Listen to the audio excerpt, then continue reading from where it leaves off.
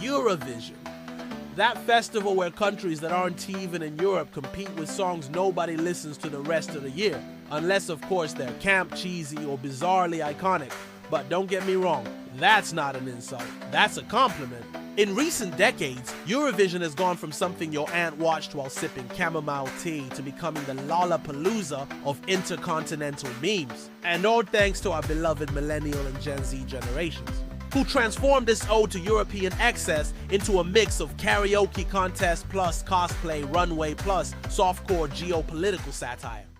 Millennials, the archaeologists of weird entertainment, millennials, the ones who still remember dial-up internet and when Iceland was just a country, not an indie trend, embraced Eurovision as a pure act of cultural survival. When everything started falling apart, jobs, income, emotional stability, they clung to one solid thing: bad music with even worse choreography.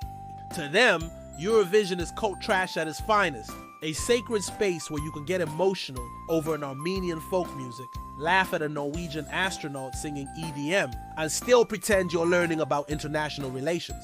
They watch the festival with the same reverence that film nerds watch The Room, savoring every intentionally terrible moment, but with love.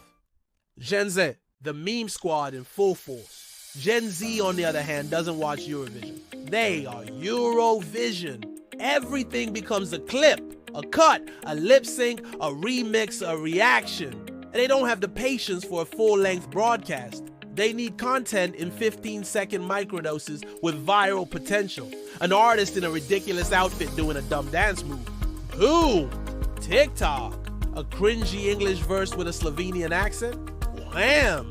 Ironically subtitled on Reels.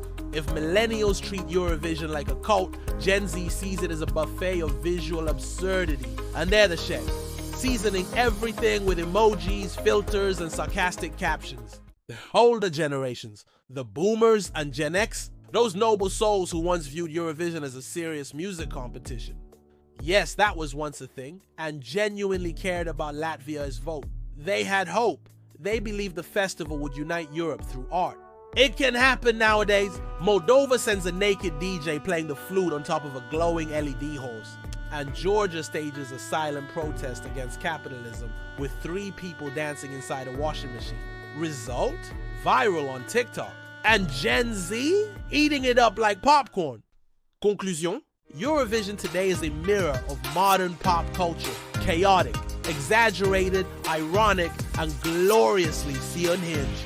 And who better to carry this torch than 2 generations raised on economic collapse, chronic anxiety, and infinite scrolling? If an alien wanted to understand the soul of European youth, just show them a random Eurovision performance. But be warned, they might decide to stay, join the synth-pop cult, and run for parliament in Estonia. Subscribe and let us know if you'd like to watch more videos about big music.